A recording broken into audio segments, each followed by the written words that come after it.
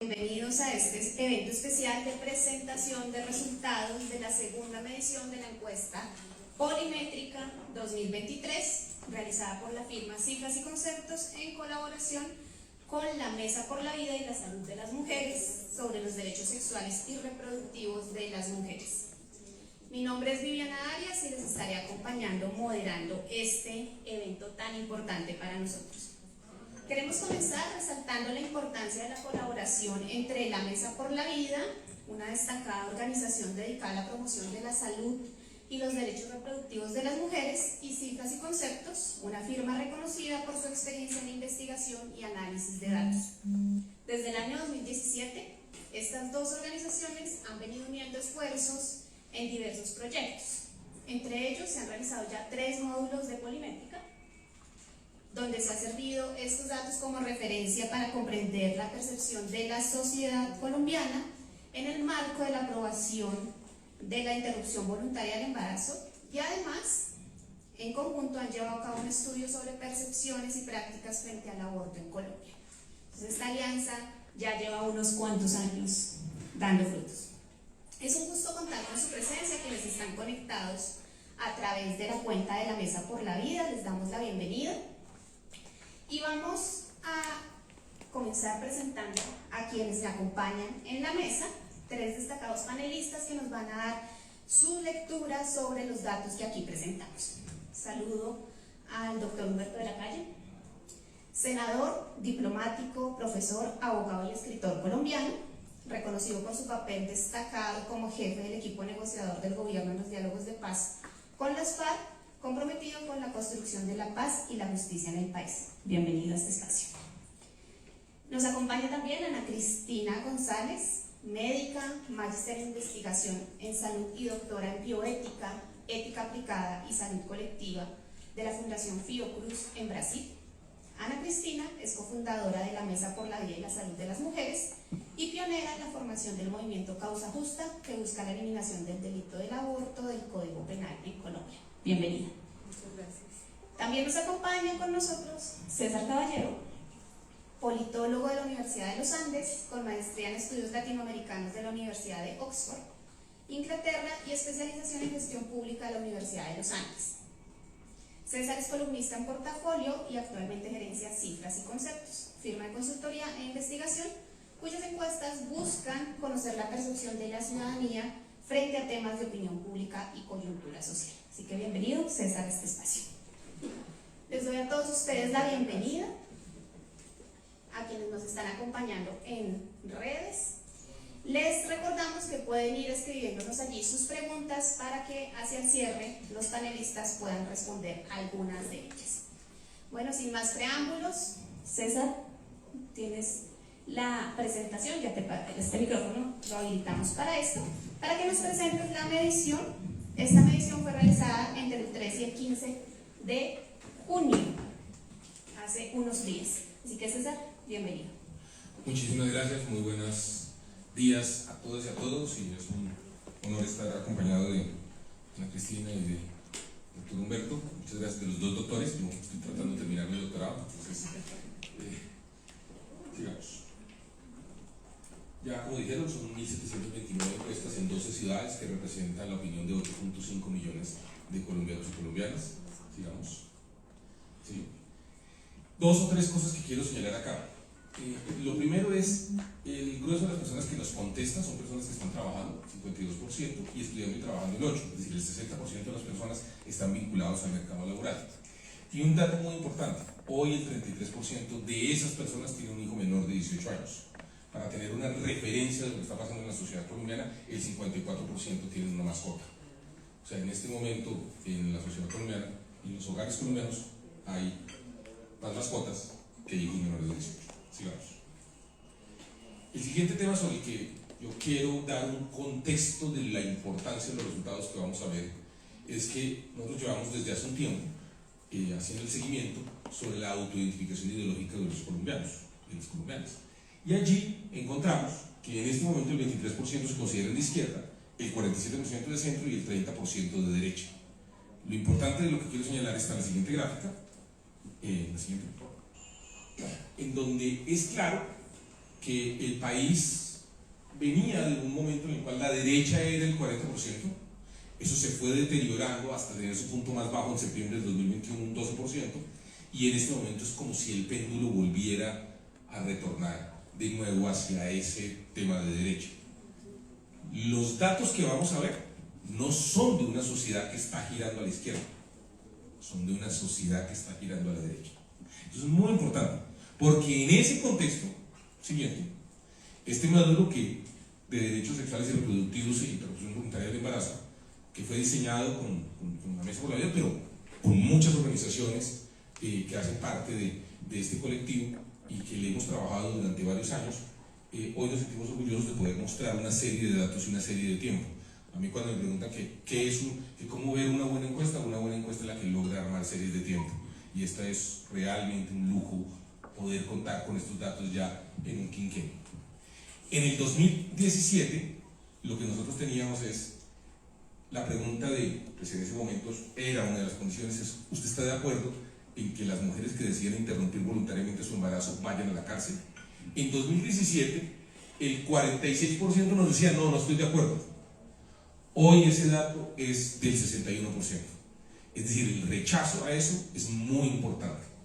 Yo aquí en estos días, digamos, analizando un poquito los datos y conversando, el gobierno debería, y los parlamentarios deberían entender que aquí hay un campanazo de un mensaje muy positivo, y es que en un país que cree en el populismo punitivo y que las conductas que a algunas personas les parece o no les parece hay que hacerlas con la cárcel o controlarlas con la cárcel, la sociedad colombiana está empezando a rechazar ese tema, y eso me parece que es muy bonito, un mensaje muy muy bonito, y es: el tema de la interrupción voluntaria del embarazo no debe ser tratado como un tema punitivo, y la gente está rechazando el tema de la cárcel. Sigamos. 20 puntos de crecimiento. La interrupción voluntaria debe ser una decisión libre de la mujer. Estaba en 47 y hoy está en 67. Se reconoce la necesidad de ampliar el goce efectivo que deben tener todas las mujeres en este país de decidir sobre su maternidad. Sigamos. Ahora, sobre si el Estado debe garantizar el acceso a la interrupción voluntaria, ahí el crecimiento también es notorio, pero no es tan grande. De todas maneras, hoy nosotros tenemos que decir que el 49% de la gente está de acuerdo en que el Estado lo haga, casi el 50%, y hay un 33%. Yo en esto quiero invitar también a que entendamos que hay gente que está a favor de la interrupción voluntaria del embarazo y de la mayor autonomía en el ejercicio de sus derechos de parte de las mujeres, pero hay gente que no está de acuerdo. En este caso, por la formulación, es el 33%, y hay un 18% que no se compromete. Sigamos. La consideración de si la interrupción voluntaria del embarazo es un delito, aquí el rojo es totalmente en desacuerdo, y este tiene una subida similar, del 31% al 48%, y en cambio los que lo consideraban de delito, no es poco, baja del 44 al 34. Entonces, ahí lo que ocurre fundamentalmente es que el no sabe, no responde, es el que se disminuye. Sigamos. El de otro se disminuye. La IVE es un derecho. Aquí yo creo que la sentencia de la Corte finalmente hizo un rompimiento también de la línea. Uno claramente ve que 2017, 2021 y hasta diciembre de 2021 como que la línea se mantenía en totalmente desacuerdo, y con la sentencia eso cae, lo cual dice que la sentencia realmente está siendo bien recibida por la sociedad colombiana. Sigamos. El IVE debe ser legal en todas las circunstancias. Ahí tenemos uno de los temas de mayor polarización, o digamos fraccionamiento en dos de la sociedad colombiana. Hay un 41% que está totalmente en desacuerdo y hay un 37% que está totalmente de acuerdo. Este es uno de los pocos temas en los cuales está por encima del desacuerdo. Sigamos. El aborto debe dejar de ser un delito y se debe prestar como cualquier otro servicio de salud. De nuevo, totalmente en desacuerdo está el 39% y él totalmente de acuerdo el 42%. Entonces, sí se está ampliando el margen, pero hay unos temas sensibles en los que todavía es necesario seguir trabajando y avanzando. Sí. Luego hay una batería de preguntas, y es: ¿cuáles cree usted que son las dos propuestas más importantes para proteger la vida y la salud de las mujeres respecto a la interrupción voluntaria del embarazo? La primera es que en los colegios se eduque a los niños y niñas en derechos sexuales y reproductivos. Esa no solo es la mayor, sino que va ascendiendo. va al 62%. Pero la siguiente es que las mujeres reciben información completa, comprensible sobre su derecho, esa baja del diciembre de 2029 46 al 34, que es como el mayor cambio. Sigamos. Y aquí esta batería, yo la voy a tratar de leer no una por una, sino como el mensaje que a mí me deja. Nosotros hicimos varias formulaciones sobre qué actores deberían influir, no es tomar la decisión, sino influir en la decisión de una mujer para escoger su pareja o compañero, escoger cuándo iniciar su vida sexual, varios temas. Primera conclusión, y yo aquí voy a utilizar un recurso oratorio. Estado y líderes religiosos, no se metan, es el mensaje central, tanto en 2023 como en 2017. La sociedad colombiana no quiere que sus líderes religiosos ni sus funcionarios públicos se metan en esa decisión de las mujeres. Hay unos temas en los cuales consideran que los padres de familia deben estar, por ejemplo, decidir su orientación sexual, eso da el 22%. Si vas adelante un segundo. Y el segundo tema en donde también aparecen los padres de familia es en el tener relaciones afectivas, un 13% de las personas que lo consideran. Vuelve atrás. Y en los otros temas, particularmente lo que tiene que ver con los hijos, que me parece que es un mensaje bonito y positivo, y es decir, no estamos hablando solamente de maternidad, sino también de paternidad, esto quiero interpretarlo así, y es que la pareja es importante al decidir cuántos hijos tener, y decidir cuántos y cuándo, 34, 37, y también sobre el uso de métodos anticonceptivos. Entonces aquí hay una comprensión distinta, y en todos los demás temas es una decisión libre y autónoma según los colombianos de la mujer. Pero me parece que este cuadro lo trato de explicar así. Sigamos. Sí. Aquí preguntamos en una escala de 1 a 6, donde uno es que no está, uno está totalmente de desacuerdo, uno no está de acuerdo y totalmente en desacuerdo es el 6, y básicamente hay un apoyo a que las decisiones de la mujer sobre su reproducción deben ser respetadas, 92%, su vida profesional solo le compete a ellas, 85%, la maternidad debe ser elegida, 84%. Yo me sueño, y así se lo he expresado a varias personas, trabajar y vivir en un país donde todos los embarazos sean deseados, todos. Las decisiones de las mujeres en la elección de métodos, también 82%, y lo más importante, y es que la maternidad debe ser forzada, el 91% de estos 8.5 millones de personas representados en esta encuesta consideran que no, la maternidad nunca debe ser forzada. Sigamos. Aquí le hemos preguntado si ha recibido información sobre la interrupción voluntaria del embarazo. Y aquí a la Cristina y al Humberto les cuento, pues el 46% sí, pero todavía falta hay un trecho grande, digamos, muy importante. ¿Y dónde los han recibido? Pues en los medios de comunicación o internet. Pues por eso la importancia de presentar este estudio, de presentarlo, discutirlo, de analizarlo. Luego en un centro de salud y luego en la institución educativa. Y luego, ¿qué tipo de información ha recibido? Primero, que el aborto es un derecho, 52%, que el aborto es un procedimiento seguro, que es el 29%, pero también hay gente que ha recibido la información de que el aborto es un crimen, 22%, o que es inseguro, un 20%. Sigamos. ¿Usted cree que las mujeres deciden abortar primero? Lo hacen en las primeras semanas, 39%, y la evidencia, digamos, lo muestra así. Lo hacen de manera forzada al 27% y lo hacen sin importar el momento del embarazo, el 25%. Sigamos. Y aquí vamos a presentar unas desagregaciones de algunos temas que quiero señalar. Y les voy a pedir, yo a la Cristina sabe porque ayer lo comenté, y aquí Humberto, van a ver qué desagregación no sale. Hay una desagregación que no sale, y es muy importante que no salga.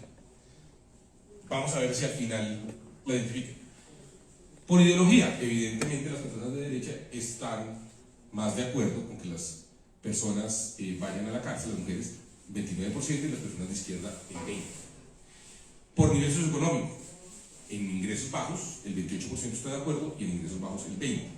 Y por edad, las personas mayores de 56, 28 y 29, y en cambio los de 18 a 26, 16%.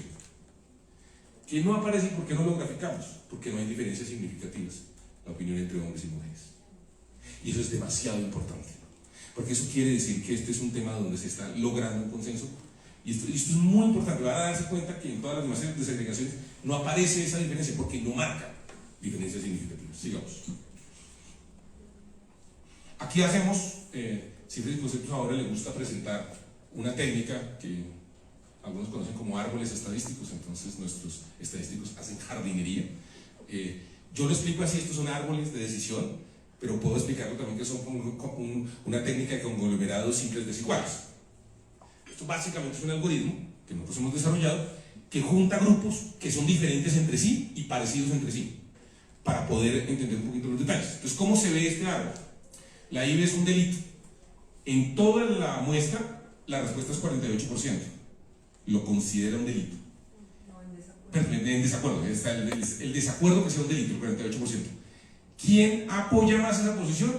Las personas que logran universidad y son de izquierda. Ahí sube al 83%. ¿Y dónde es más bajo eso? Las personas que tienen primaria y particularmente los que están en Antioquia, el eje cafetero y el oriente. Ahí es el 37%.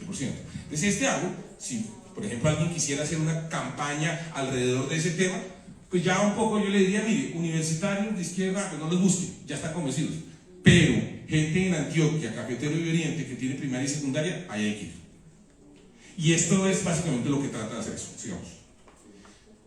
Voy a presentar el siguiente. La IVE es un derecho, es el contrario. Dese cuenta que quienes consideran que es un derecho. Primero, las personas que tienen título universitario, 63%, y es incluso los mayores y los menores, es decir, los más jóvenes y los mayores que tienen título universitario, allí el apoyo es el 74%. ¿Y dónde es más bajo? En las personas que tienen primaria, 31%. Sigamos. No ha recibido información. ¿Quiénes no han recibido información? Básicamente personas en primaria y más los hombres que las mujeres.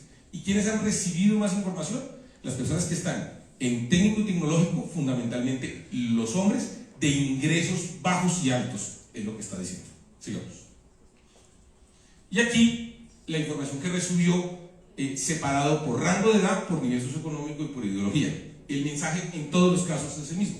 Hay un mayor apoyo en las personas de izquierda y menor apoyo en las personas de derecha. Hay un mayor apoyo en las personas jóvenes y un menor apoyo en las personas mayores, y hay un mayor apoyo en las personas de ingresos altos y un menor apoyo en las personas de ingresos bajos. Sigamos. Y aquí, que es muy importante y que yo creo que nosotros lo incluimos en este módulo para también tratar de mover este tema frente a las elecciones locales, les preguntamos, pensando en las elecciones regionales, ¿usted considera que es importante que los candidatos defiendan? Uy, ahí las gafas me las voy a poner porque no. Esa sí no la leo. Defiendan los derechos de las mujeres en general. El 93% están de acuerdo. Los derechos. No soy capaz. Los derechos sexuales y de reproducción de las mujeres, sí, el 86%. Y el derecho de las mujeres a la interrupción voluntaria del embarazo, el 59%. Es decir, políticamente estos mensajes han calado en la sociedad colombiana y la gente está esperando que los nuevos líderes lo apoyen. Sigamos.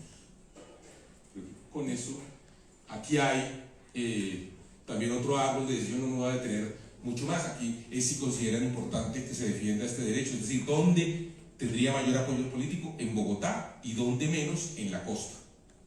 Sigamos. Y con eso yo termino esta breve presentación para poder participar y escucharlos. Pues, muchas gracias.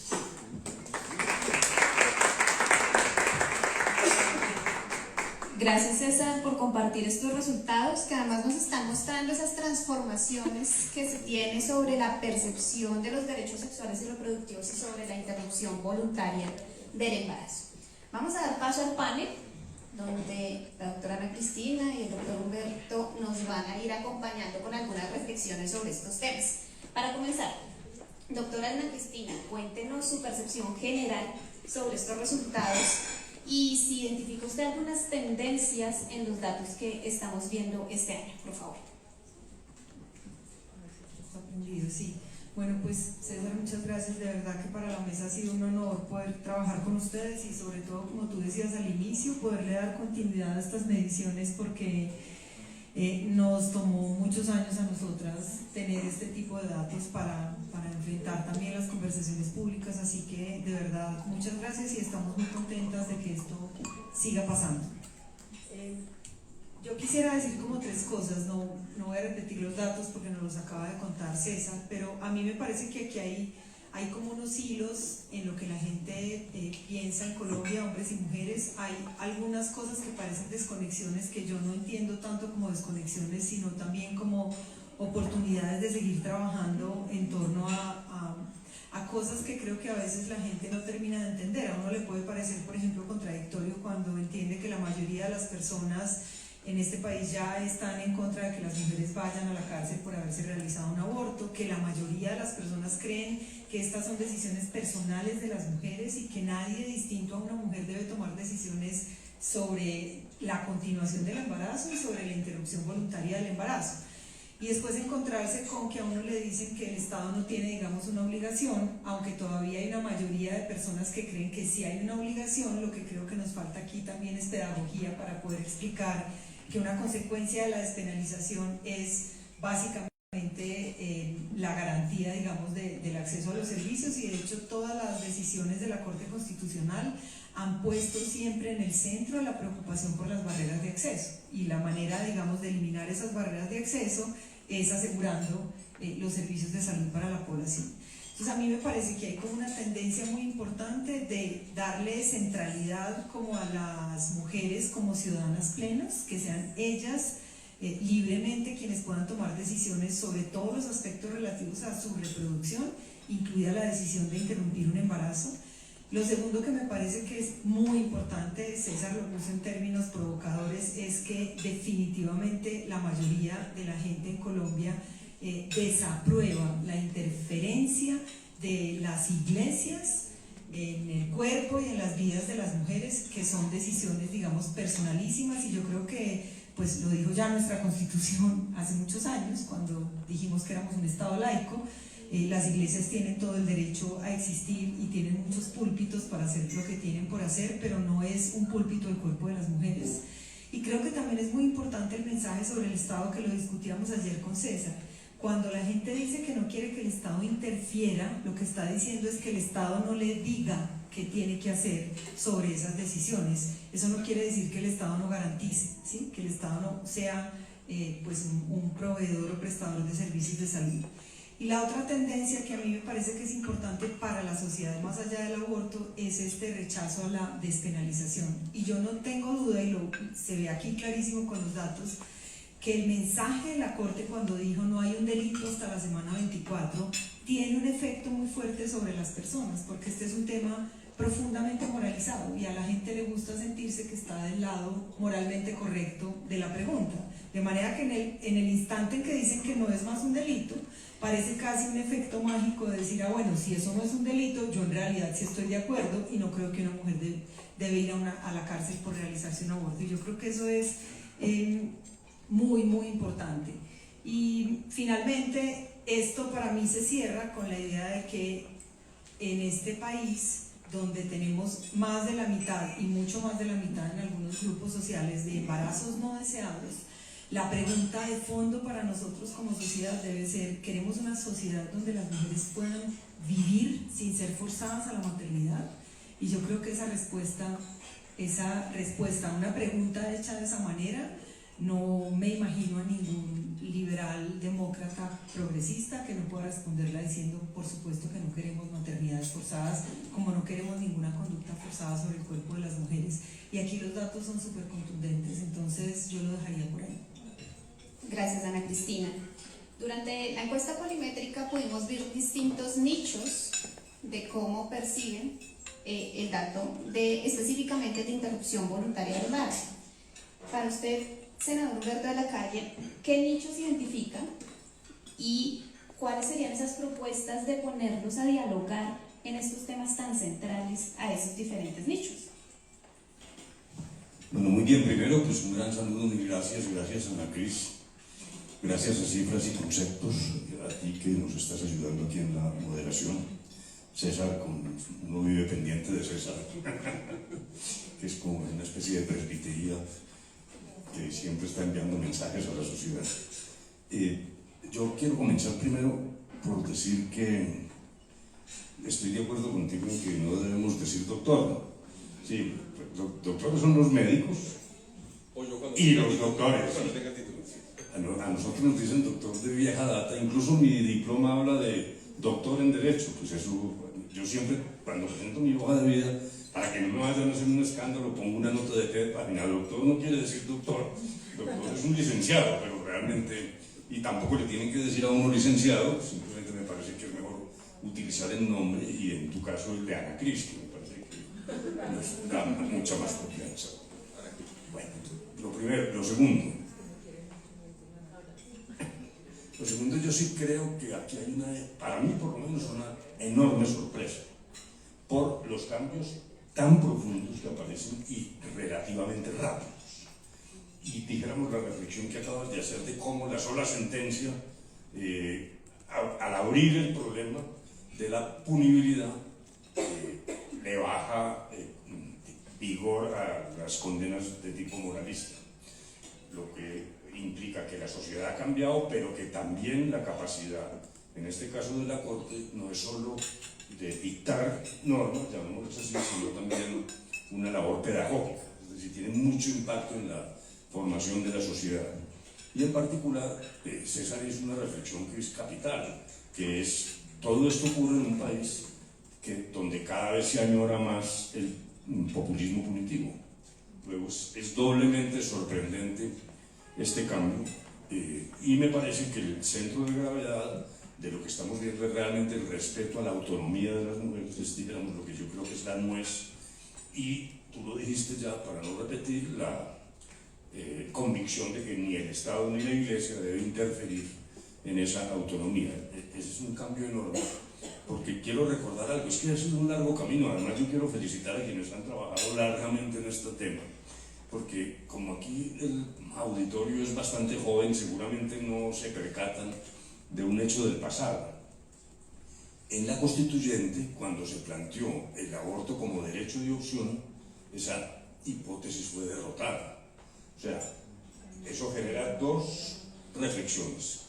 Una, reafirma lo que estamos diciendo de cómo ha cambiado la sociedad, que en ese momento Iván Marulanda presentó esa propuesta, repito, sin éxito, eso suele olvidarse, lo cual tiene una segunda consecuencia desde el punto de vista de la aplicación del derecho, de la interpretación de las normas, que es fascinante. Esa misma Constitución es la que ha permitido en lo que vamos, pese a que el punto de partida era, si uno interpreta esa votación, alguien podría decir, no, eso quedó prohibido, lo cual en términos de hermenéutica jurídica es muy lindo, porque lo que significa es que cuando una norma arranca, digamos que sale del puerto, queda abierta a innovaciones sin necesidad de cambiar los textos. Esto es una cosa extraordinariamente importante. Luego, las tesis que siempre conducen estas interpretaciones jurídicas a cuál fue la intención, realmente se van desvaneciendo. Ese barco de la Constitución arrancó y se transforma a sí mismo, y no necesariamente hay que ir a la gramática de las normas, sino que aquí lo que imperan son realmente transformaciones sociales. De tal manera que aquí hay un camino extraordinario, fenomenal, y una muy grata notificación a través de la investigación de cifras y conceptos. ¿Qué sigue ahora? Que es un poco también lo que tú me preguntas. Yo creo que hay que tener cuidado, me parece, con dos temas, para que generando mayor conflictividad no terminemos haciéndole el juego a quienes se oponen a estas ideas. La discusión sobre el derecho al aborto. En efecto, esta última sentencia de tutela de la niña indígena sí generó una turbulencia.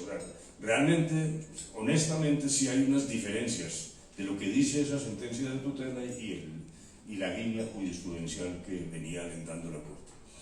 Pues eso hay que trabajarlo, y me imagino que habrá, creo que he leído que hay propuestas de pedir la nulidad de esa tutela, etc. y yo creo que eso es lo que hay que hacer. Pero eso hay que hacerlo, es mi opinión, todo en la Corte y con la Corte. Es decir, me parece que sería nefasto que demos marcha atrás y generemos escisiones en la Corte frente a un ambiente que de todos modos es favorable y que conecto con otros temas futuros y no solo con el aborto, para lo que se viene seguramente, por ejemplo, de decisiones gubernamentales. No debemos minar, es decir, no debe haber fuego amigo, sino más bien convicción, ejercicios de convicción, de diálogo con la Corte y tramitar eso con delicadeza. Y en segundo lugar, me ha impresionado mucho que cuando se ha tocado este tema en el Senado, dijéramos no de manera formal, sino en intervenciones de quienes seguramente o lo sé, que se oponen a estas ideas, una pregunta es un poco crítica para que eso exige mayor, refinar mejor los argumentos. Dicen, ¿por qué el aborto sí y en cambio la muerte de un animalito no les conmueve más que la pérdida de un feto? Ustedes prefieren a los animales sobre los hombres. Obviamente que eso es sofístico, pero lo que yo quiero es que nos concentremos. Quiero invitarlos a que trabajemos mucho en ese proceso de pedagogía, en los puntos que se prestan mucho para respuestas demagógicas. Y yo creo que ahí tenemos que trabajar más. Me parece que de ahí se desprende también algo muy importante, que es el reconocimiento de la necesidad de la educación sexual. Y eso parece obvio, no, pues eso lo sabe todo el mundo. No lo sabe todo el mundo. Si uno recuerda a Gina Parodi, más allá de si las cartillas decían algo o no decían, pues había también una resistencia. Y bueno, no olvidar, usted lo dijo muy bien, que de todos modos hay resistencia. Hay cosas que ya se ganaron. La no punibilidad me parece que es una batalla ya ganada, pero eso no significa que no haya personas que se oponen a este tipo de discurso en términos jurídicos y también morales. Con esto termino. Como de todos modos han quedado abiertas puertas en la Corte, entregándole al Congreso la facultad, o mejor señalándole la obligación de perfeccionar esto y de trabajar en este tema, como también en eutanasia, etc. Creo que tenemos que trabajar con el Congreso. Yo creo que no va a ser fácil. El Congreso a mí me ha sorprendido, o por lo menos en particular el Senado, que toma decisiones más conservadoras del que uno creería. Hemos tenido debates muy duros donde se nota mucha pasión de las personas que se oponen y que pertenecen a distintos partidos. Yo no veo ahí una alineación partidista. Luego tenemos que trabajar sobre lo que la Corte ha invitado al Congreso, que aún falta de desarrollos, pero entender que esa seguramente será una pelea dura. Hay que estar preparado para derrotas iniciales, para triunfar después. Yo creo que, por ejemplo, el tema del cannabis mostró, a mí me sorprendió la emotividad que no tenía que ver con mermelada. Es decir, ese resultado que a mí me parece malo, pero tiene una cosa buena, es que no es la típica discusión de cuántos votos se levantó el gobierno a través de mermelada, porque realmente esta fue una discusión desde la convicción de las personas. Desafortunadamente ganaron los opositores, no la mayoría relativa que nos favoreció, sino la ausencia del umbral exigido por la Constitución. Luego, yo considero que el Congreso es un escenario al que hay que ir, pero tenemos que ir preparados a una capacidad de raciocinio, pero también entender que yo creo que es un escenario en el que la pedagogía va progresando y que aún si hay derrotas y frustraciones iniciales, no podemos perder el ánimo y el interés en continuar impulsando esta causa, y ahora con mayor vigor después del reconocimiento de esta encuesta en esa transformación que a mí me parece realmente enorme y de alguna manera, por lo menos para mí, sorprendente por el volumen de las cifras y por el cambio tan vertiginoso que ha operado la sociedad colombiana. Ana Cristina, ¿qué estrategias o cómo sugieres tú que podemos abordar ese diálogo constructivo, un poco de la mano del dato que nos sale, ese 46% que son los que se han tenido algún tipo de información sobre esto, uniendo las dos preguntas, el de los nichos y poner ese diálogo, y ese tema del 46% que han conocido, pero que también nos habla de un porcentaje considerable que no han tenido información sobre estos temas. Bueno, quizá para agregar dos cosas que me parecen importantes. Una sobre los nichos, yo me quedé pensando si quizá no habría que darle mucha importancia a esto que ya habíamos observado también en la encuesta anterior, y es que hay un centro muy grande en este país. No solamente ideológicamente, sino que en algunos de los datos hay porcentajes muy grandes de población a las que les es indiferente toda la conversación, y que yo creo que nosotros tenemos que seguir apostando con lo que hemos venido haciendo. Nosotras en la mesa creemos en varias cosas. Primero, creemos en las conversaciones abiertas, en las conversaciones públicas, democráticas, argumentadas, tranquilas. Digamos, casi que por naturaleza hemos propuesto conversaciones donde las distintas personas puedan expresar sus puntos de vista, siempre que sean honestos, siempre que sean transparentes y siempre que sean pues sustentados. Yo creo que demostramos a lo largo de estos años y muy intensamente en los últimos años que es posible hacer pedagogía. Hemos acercado a muchas personas a esta causa cada vez más y cada vez más con más sorpresa. Digamos, a nosotras nos busca mucha gente para decirnos cómo más podemos hablar, cómo más podemos apoyar. Ahora, yo creo que a diferencia de los grupos que se oponen, muchas veces entre quienes no se oponen reina una especie de silencio. Y si uno mira la historia de estas luchas son luchas que hemos conseguido porque ha habido movimientos sociales, movimientos de mujeres, feministas, jóvenes en todo el país, movimientos, y aquí quiero usar movimientos no solo en un sentido político, sino también metafórico.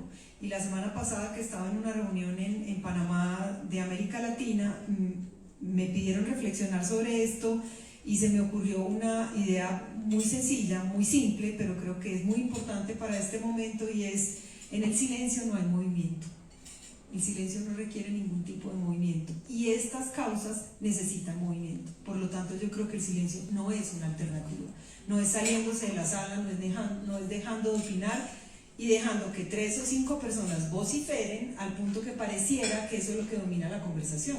Entonces, cuando la sentencia de la Corte salió, todo el mundo se quedó pensando que las mujeres iban a abortar en la semana 24. Nosotras ya tenemos cifras y datos que muestran que más del 90% de las mujeres interrumpen el embarazo en las primeras semanas. De hecho, en la encuesta hay unas preguntas, César, que no se presentaron acá todas. 39% de las personas creen que las mujeres abortan en las primeras semanas. No es verdad, es el 90%, es más del 90%. Y todos esos imaginarios son los que nosotros tenemos que contribuir, digamos, a desbaratar. Entonces, para sintetizar, yo diría que hay que seguirle apostando a la transformación de los términos de la conversación pública. Nosotros nos salimos como país de la conversación polarizante, nos salimos. Y eso quiere decir que cada vez más personas quieren entender los argumentos de un lado y de otro. Resulta que hay un lado que tiene argumentos menos complejos o menos abundantes, y entonces la conversación se ha centrado mucho en entender también nuestros argumentos para generar una conversación, digamos, más amplia y más comprensiva.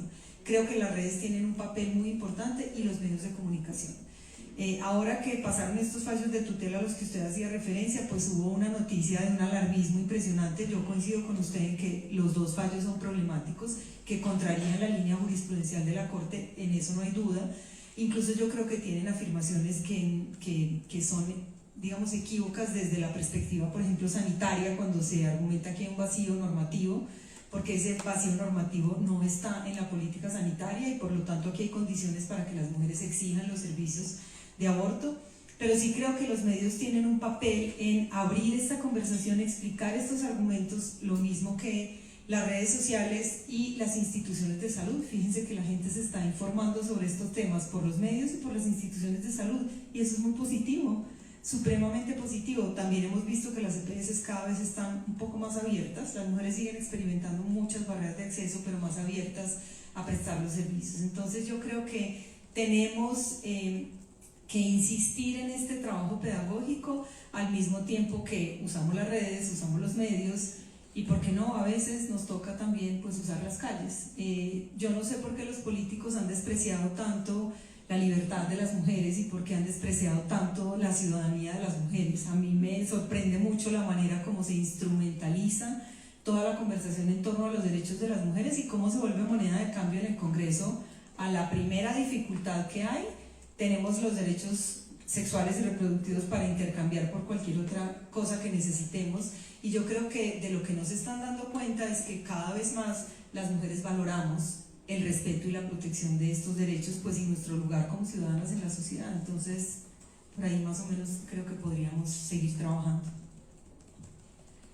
Bueno, el tema entonces de acceso a esa información ya vimos que resulta central en distintos escenarios. El tema de la prestación del aborto como un servicio de salud, si ustedes vieron en los datos de Polimétrica, nos marcan desacuerdo 38% y a favor 42%. De los datos que se presentan son los que están más parejos y llama mucho la atención la cercanía entre ese a favor o en contra de entender el aborto como un servicio de salud. ¿Cuáles creen ustedes que son la causa de esta división de opiniones? Y también cómo podemos abordar esta situación para seguir promoviendo ese diálogo frente al tema del aborto como un servicio de salud. Lo primero es que, salvo, como ya lo dije, el tema de la punibilidad, que yo sí creo que esa es una batalla ya ganada, pero respecto de las demás hay que tener cuidado, porque también las sociedades retroceden.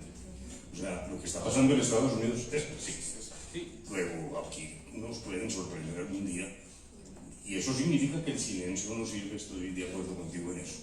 Entre otras cosas, y ahí se conecta, por ejemplo, con lo de Estados Unidos, una de las discusiones allá es si la salubridad pública, por cuenta del Estado, debe atender abortos o no.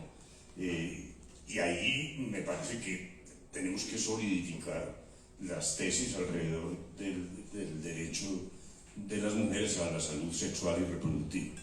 Pero si tengo 3 minuticos, yo quisiera agregar una cosita ya de otra naturaleza. Tengo la pregunta respecto del papel del hombre en el tema del aborto, por lo siguiente.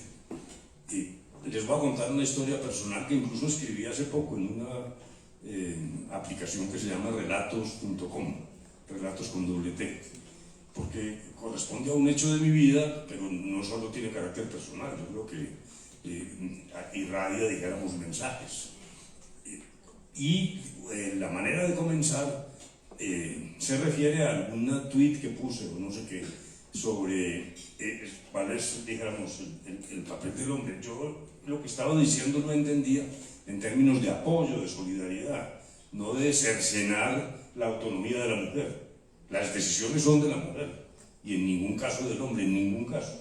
Quiero que eso nos quede claro para evitar lo que me pasó con ese tweet, que es que se me vinieron a decir pues que esto era una cosa retrógrada y que el hombre no tiene nada que ver, fuera de aquí hombres en relación con el aborto. No, insisto, no es materia de autonomía. Pero ¿qué pasó? Hace varias décadas iba manejando un carrito recién salido de la universidad y mi esposa estaba embarazada, tuvimos un accidente, ella se luxó la cadera, yo llegué al hospital advirtiendo reiterativamente no pueden ponerle rayos X o por lo menos hay que tener cuidado con la dosis porque ella está en embarazo, etcétera, etcétera. Pues no, a las 5 de la mañana ya la irradiaron hasta el punto de que el médico, nuestro amigo médico, nos visitó y dijo: yo les tengo una mala noticia, la dosis aplicada a su señora es tal que este niño va a tener graves malformaciones.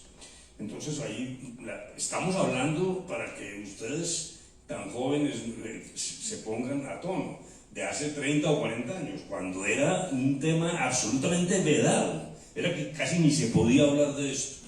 Pues aquí de manera solidaria, y por eso quiero insistir en el papel del hombre, tanto mi esposa como yo dijimos: busquemos el aborto, con las 1000 razones de carácter personal y moral. No vamos a reproducir algo que ustedes imaginan, simplemente un niño ya condenado de entrada en estas circunstancias. A mí me parecía, y a mi esposa también, que eso no era justo, incluso con él mismo. Pero, ¿qué hacer? Bueno, pues habrá que ir al exterior, porque en Colombia, repito, eso era intocable. ¿Pero con qué plata? Yo estaba recién salido de la universidad, o sea, eso genera, y para nosotros genera una situación de extrema angustia, pues que yo no olvido, porque es que eso deja una profunda huella. Sin embargo, a la siguiente cita con el médico del Seguro Social, es que el que me habló fue, teníamos un amigo privado, pero el médico del Seguro Social dijo, no, este niño va muy bien, con sus 2 meses. Entonces yo le dije, no, doctor, 3 meses de embarazo, no, 2. Bueno, el resultado es que el niño había muerto desde la noche del accidente, pero había permanecido en el vientre de mi esposa 1 mes más. Y el desenlace, no debería contar el desenlace en la mitad del cuento, sino al final, pero el desenlace es que hubo un aborto natural. O sea, realmente todo este padecimiento, pues la naturaleza de alguna manera nos dio la salida de ella misma. Pero entre tanto pasaron varias cosas, una totalmente macombiana. En este desespero un día le conté a mi hermano que vivía en Cali y trabajaba en la Universidad del Valle, y él a su vez un día en una charla con sus amigos allá en Cali, al genetista del Hospital Universitario del Valle le contó, y el genetista le dijo, no, pero ¿cómo así? Dígale a su hermano que con que me traiga la certificación de la dosis de rayos X, yo le practico el aborto. Eso me parecía como tan natural, y bueno, por eso digo que es macombiano. En una estructura legal, penal y social tan brutal, pues no había que ir a Londres. Aquí en Cali había una persona que actuaba de una manera absolutamente racional, plausible, pero era como una isla dentro de este mar de prohibicionismo. Esta historia se la conté en mi candidatura del año 93 a la conferencia episcopal, en una reunión privada. Pero lo que yo quería mostrar era transmitirle a estos clérigos los sufrimientos, el padecimiento de una pareja y también del hombre, y hacer ver, era una invitación a que tenían que comenzar a trabajar con su propia mentalidad y las normas de la Iglesia Católica. Pero incluso se hizo en un ambiente más bien, yo diría que hasta con el secreto de la confesión, digamos así, porque era una cosa informal. Bueno, entonces cuando faltaban 8 días para las elecciones, el obispo de Manizales, arzobispo, el monseñor Pimiento, sacó una pastoral, o como se llame, que fue leída en todas las iglesias del departamento de Caldas, donde se supondría que yo debería tener más votación, prohibiendo votar por mí, porque yo era un miserable abortista, y me condenó pues a las tinieblas exteriores. Yo perdí las elecciones por primera vez, luego las perdí por segunda vez. Luego la cosa no tiene esa dimensión. Pero lo que quiero señalar, y ya concluyo, es primero el prohibicionismo y el efecto que tiene en términos de la vida de unas personas y de las angustias brutales que padecimos en ese momento. Segundo, que el hombre, en este caso yo, estuvo del lado de la mujer, concurrió a las decisiones, trabajó con ella, y dijéramos, yo creo que nos deben dejar un pequeño remanso para que el papel del hombre, no para perturbar la autonomía, pero sí incluso para darle cabida a la solidaridad. Y tercero, pues la reacción política, el efecto político de las decisiones casi de excomunión del arzobispo de Manizales, que además de todo me afectaron electoralmente, lo cual ya hoy en día no tiene mayor importancia, pero yo quería también aportar ese granito de arena. Muchas gracias por este relato personal que además nos da contexto a estas reflexiones que estamos teniendo. Ana Cristina, sobre este tema de poner el aborto como un servicio de salud, tu opinión, por favor. No, muy brevemente, porque yo creo que más o menos hemos hecho referencia, pero yo creo que aquí hay 2 cosas muy importantes. La primera, no solamente voy a dejar a la Corte Constitucional de lado un momentito y voy a pensar desde el sector salud y digamos desde una perspectiva más sanitaria. El derecho a la salud es un derecho reconocido en Colombia, es un derecho al que todos tenemos, digamos que el Estado nos debe garantizar a todas las personas, hombres y mujeres. Y en este país y también a nivel internacional se ha reconocido como un núcleo esencial de ese derecho, no solamente los derechos sexuales y reproductivos, sino la libertad para decidir el proyecto de vida. Por lo tanto, el acceso a los servicios de aborto es inherente y está en una conexión profunda y estrecha con la protección de esos derechos sexuales y reproductivos y por ende del derecho a la salud. En ese razonamiento es imposible pensar que en Colombia podríamos negar que las instituciones de salud tienen una obligación de garantizar esos servicios de salud. Aparte de que, y no voy a hacer referencia extensa a eso, hay un marco normativo, hay unas resoluciones del ministerio, pero también hay un plan de beneficios que ya incorporó todas las prestaciones que se requieren para la interrupción voluntaria del embarazo. Y de todas maneras, esta encuesta lo muestra, casi la mitad de la población espera que el Estado le asegure y le garantice el acceso a esos servicios de salud. Eso sí, quisiéramos ponerlo, digamos, en un plano netamente sanitario, pero por supuesto que el derecho a la salud se garantiza también protegiendo otros derechos, ¿sí? La información, el libre desarrollo de la personalidad, la dignidad de las mujeres, e incluso, y esto era lo que quería dejar para el final, porque no todo está sentado, digamos, en la jurisprudencia de la Corte, pero incluso la propia Corte, cuyo razonamiento en la decisión de hace un año, que fue dejada en firme en marzo de este año, cuando la Corte misma estudió todas las nulidades en contra de la sentencia que despenalizó el aborto hasta la semana 24, ha dicho reiteradamente que hay que eliminar las barreras de acceso a los servicios de salud. Por lo tanto, si la manera de eliminar las barreras de acceso no es garantizando el acceso a los servicios de salud, entonces, ¿de qué estamos hablando? Hemos venido viendo cómo el tema de quienes inciden en las decisiones, tenemos una marcada rechazo a la Iglesia y el Estado, que lo vimos en estos resultados, pero nos llama la atención que hay unos aspectos en que los padres de familia nos siguen marcando como incidencia, que son la orientación sexual y las relaciones afectivas. Ahí vemos una diferencia en esos resultados. ¿Cuáles creen ustedes que puedan ser los motivos de esa diferenciación entre estos dos tipos de intervenciones? ¿Y qué podríamos hacer para que esa percepción fuese un poco más equitativa, Ana Cristina? Pues a mí uno de esos datos me sorprende un montón, porque yo no sé cómo los padres pueden incidir en la orientación sexual de los hijos. O sea, no sé si habrá un decreto intrafamiliar por el cual la gente pueda dictaminar cómo es la orientación sexual de una persona. Me parece muy extraño. Es algo que estuviéramos pensando pues en forzar a las personas o en ejercer violencia contra las personas, cosa que no es ajena lamentablemente para algunas personas en este país que se han visto forzadas o incluso han sido violadas como para tratar de educarlas y enseñarles cuál debe ser su orientación sexual. Pero el otro dato me interesa mucho porque César nos presentó en la encuesta que la mayoría de las personas creen que una de las cosas que se debería hacer para avanzar este campo es educación sexual integral, más del 60% de la población. Pero de nuevo, como hay una gente que guarda silencio y otras personas que vociferan en el mundo de la política, pareciera que aquí los padres se oponen a la educación sexual. Y realmente no es que los padres se oponen a la educación sexual. Hay un grupo de padres que consideran que nadie se debe meter en la educación sexual de sus hijos, pero yo creo que nosotras nos merecemos una reflexión como sociedad.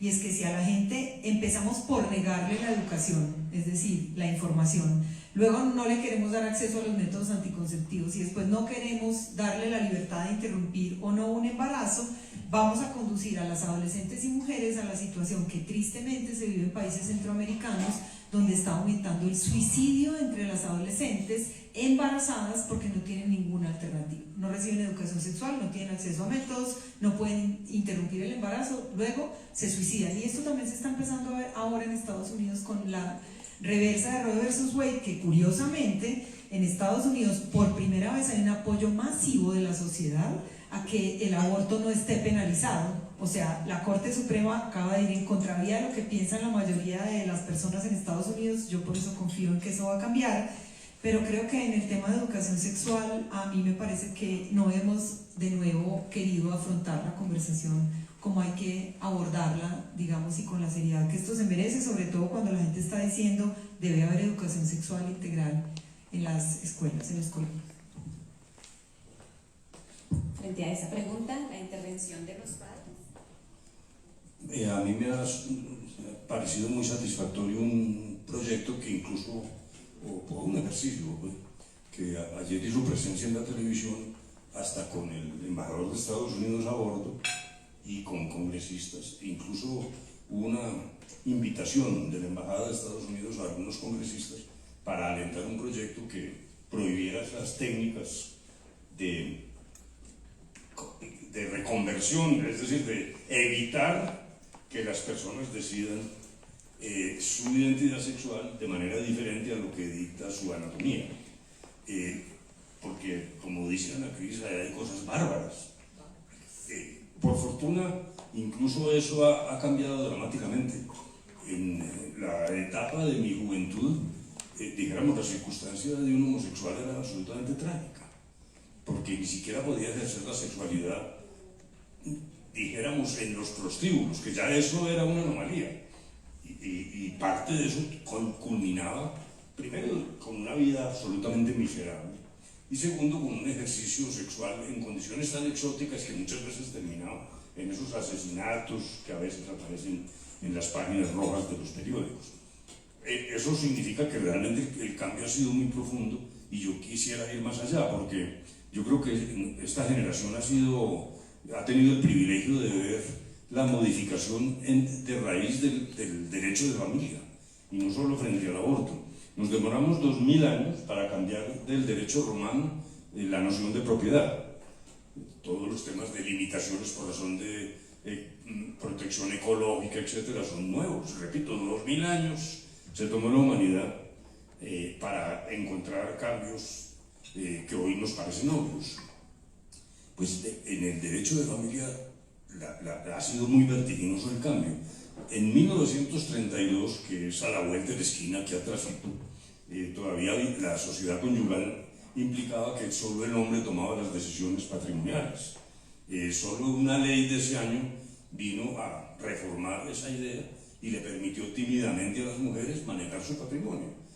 Quiero transmitir a los jóvenes como la perspectiva, y de ahí en adelante, pues lo que hemos visto es cambios sobre el matrimonio mismo, sobre el tema de los hijos, la orientación sexual, el aborto, las parejas del mismo sexo, la naturaleza misma de la familia, hasta con el ingreso de las mascotas, que todo eso es realmente un cambio que a mí me parece que habla, en medio de tanto pesimismo que tenemos ahora bien de la humanidad, porque es que estamos hablando de medio siglo. Es una cosa realmente sorprendente. O sea que, no, esto lo digo es solo con un propósito, que es, hemos tenido triunfos, pero hay que seguir triunfando. O sea, no es el momento de bajar la guardia, porque estos temas de todos modos tienen su reflujo. Nada garantiza. Es correcto. Gracias. Para cerrar esta parte, quiero preguntarle a Ana Cristina, como activista y defensora de los derechos sexuales y reproductivos de las mujeres, ¿cuáles han sido esos retos a los que se han enfrentado para estar hoy como estamos? ¿Qué ha hecho la Mesa por la Vida? ¿Qué ha hecho el movimiento Causa Justa para abordarlos y llegar a esa sentencia del año pasado? Que nos cuentes para cerrar esos retos que han enfrentado. Bueno, yo creo que ha habido mucho optimismo, mucha tesón y mucho compromiso. Yo estaba pensando en que la Mesa cumple este año 25 años. Cuando nosotros empezamos el trabajo sobre aborto, en Colombia estaba totalmente prohibido el aborto, y como usted decía, básicamente ni hablar. O sea, nos reuníamos a ver si podíamos decir algo, en qué espacio lo podíamos decir y en qué términos lo podíamos decir. Entonces yo creo que una de las cosas que uno tiene que tener claro, y sobre todo me voy a poner aquí yo ya también como Humberto de la Calle de grande ante las jóvenes, es un poco la perspectiva de que estos son cambios que toman tiempo, pero que después hay que hacer mucho trabajo para sostenerlos, porque cuando hay avances tan profundos hay muchos deseos de retroceso en una parte de la sociedad, deseos, digamos, de erosionar esos avances, porque hay personas que no están de acuerdo ni con nuestra libertad, ni con que transformemos eso tan profundo que es la división sexual del trabajo, alrededor de la cual se han organizado las sociedades contemporáneas, ¿sí? Entonces yo creo que ese es como un primer elemento. Yo creo que una de las cosas más desafiantes, y creo que logramos darle la vuelta, ha sido salir de la polarización en las conversaciones de aborto. Yo recuerdo los primeros programas a los que iba en radio, en televisión, era: puedes venir a este programa, necesitamos a alguien a favor porque ya tenemos a alguien en contra. Y era ese como el perpetuo desafío. Entonces, ¿qué pasaba en esas conversaciones? Nadie entendía nada, porque había alguien, a ver quién vociferaba más, quién dejaba el último mensaje más drástico, y nosotras hemos hemos propuesto otras formas de conversación a las que les quedaba muy difícil eso que no era un diálogo. Yo creo que salir de la polarización ha sido una de las cosas más desafiantes. Y creo también que estamos en un momento bueno porque y esto se lo agradezco yo también al proceso de paz en Colombia, los grupos feministas y de mujeres en Colombia hasta antes de la firma del acuerdo de paz estaban básicamente dedicadas al tema del conflicto, de la guerra y de la paz.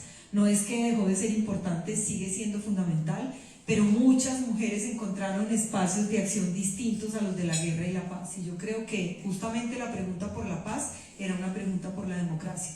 Y la pregunta que nosotras le hacemos hoy a la democracia en Colombia es si esa democracia es capaz de considerarnos, incorporarnos a nosotras como ciudadanas plenas en donde nuestra libertad es un valor. Porque finalmente lo que está en juego aquí no es la retórica de si hay o no un servicio, de si hay o no un derecho, sino la pregunta fundamental de si somos capaces como país de lograr, como decía César al principio, que todas las maternidades en Colombia sean deseadas, pero sobre todo que no sean forzadas. Hace muchos años una amiga publicista que hace publicidad social decía: imagina que te prohibieran embarazarte. Imagínense mañana un decreto presidencial prohibiéndole a las mujeres en Colombia embarazarse y a las parejas, porque yo creo como usted que el tema de las parejas es un tema de la intimidad, donde los hombres y las mujeres, cualquiera que sea la pareja, deben tener un espacio para el diálogo, siempre que ese espacio no signifique forzar, digamos, a las mujeres a ninguna decisión. Imagina que te prohibieran embarazarte, imagínense el escándalo mañana. Ahora imagina que te obligaran.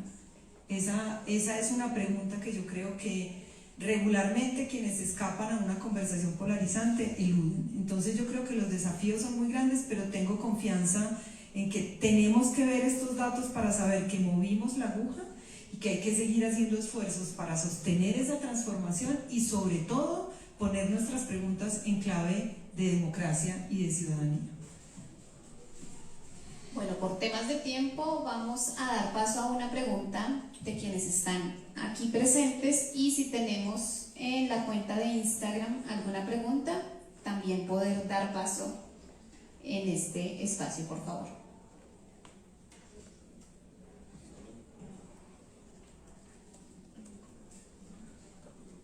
Listo. Bueno, tenemos allí una sola pregunta. ¿Ahí me escuchan bien? Sí. Pues creo que en principio va para Ana Cristina, pero creo que la pregunta está en cualquier persona del panel. Y es al principio de la presentación, César decía que estos datos son datos de una sociedad que se está moviendo hacia la derecha. Y bueno, pues creo que igual la evidencia que han contado periodistas, por ejemplo las colegas de Manifiesta y 070, no sé si pudieron leer ese reportaje, muestra que existe una avanzada antiderechos en Colombia y pues en el resto de América Latina, y gran parte de las intervenciones de ustedes en el panel partían como de cómo hacer pedagogía para que tengamos resultados como los que muestra esta encuesta, y quería saber qué piensan ustedes, sobre todo Ana Cristina, de cómo hacer frente a esto que viene, que ya sabemos que viene, y cómo evitar, qué es lo que piensa el colectivo Causa Justa, si puedes hablar sobre cómo enfrentar esta movida de derechos que está llegando a América Latina para que no ocurra lo mismo que lamentamos ocurrió en Estados Unidos. Yo creo que la movida antiderechos no está llegando. O sea, yo llevo 30 años en esta agenda y la famosa ideología de género es algo que arrancó en los años 90, cuando por primera vez los gobiernos del mundo se pusieron de acuerdo en este programa de la Conferencia Internacional de Población y Desarrollo en el Cairo, y empezaron a decir que el género era la manera que teníamos de meter el aborto, de volver a todo el mundo homosexual, digamos, esa es una vieja narrativa. Lo que yo sí creo que está pasando es que hemos logrado mucho y hemos avanzado mucho. Desde el 94 hasta la fecha, solamente para ponerte el ejemplo del tema de aborto, 59 países en el mundo avanzaron hacia regulaciones liberales en materia de aborto y solamente 4 retrocedieron. Ese es un dato muy brutal, que lo que te muestra es que hemos venido haciendo bien la tarea, hemos conquistado muchos derechos, hemos conquistado las calles, hemos conquistado también muchos corazones, y quienes se oponen a esta agenda, por supuesto, se radicalizan y profundizan, digamos, los ataques, porque hoy en día además los ataques ya no son solapados, ya son directos contra las feministas porque son feministas, ¿sí? Y esto lo hemos visto de manera muy dramática, por ejemplo, en Argentina, en México, con un personaje cuyo nombre no quiero ni repetir, que anda por el mundo diciendo que todo, incluso por ejemplo los feminicidios, son una invención de las feministas. Entonces yo creo que esto es muy importante porque depende de donde uno se pare. Si uno se para en la conciencia de que ha conquistado, entonces observa estos grupos, que yo creo que hay que observarlos, hay que entender lo que hacen, que en general vienen detrás de nosotros usando nuestras mismas estrategias. Ellos están ahora detrás de nosotros, llegando a las Cortes, llegando a la OEA, llegando a las Naciones Unidas, a ver cómo reversan lo que nosotras conquistamos. Y yo creo que la mejor manera de defender lo que hemos conquistado es seguir nosotras también conquistando la cabeza y el corazón de las personas, no tanto pensando de qué manera vamos a entrar en una batalla contra estos grupos, sino de qué manera trabajamos con esta sociedad donde, aunque hay una tendencia a la derechización, y yo no sé aquí ustedes dos qué piensan, el 50% de la sociedad colombiana está en el centro. Esa izquierda es una izquierda que no se mueve mucho, sigue siendo 20 y pico %, la derecha sí está creciendo.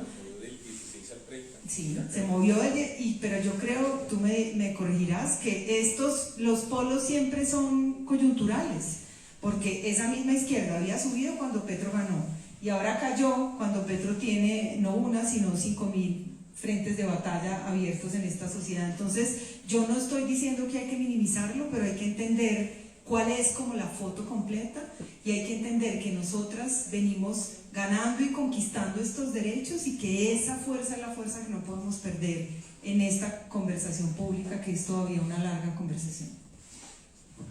Bueno, agradecemos a los panelistas acompañarnos aquí, a quienes estuvieron conectados en redes y nos acompañaron acá. Los invitamos a conocer y descargar los datos tanto en la página web de Cifras y Conceptos, www.cifrasyconceptos.com, como en la página web de la Mesa por la Vida y la Salud de las Mujeres, despenalizaciondelaborto.org.co. Muchas gracias por acompañarnos en este espacio.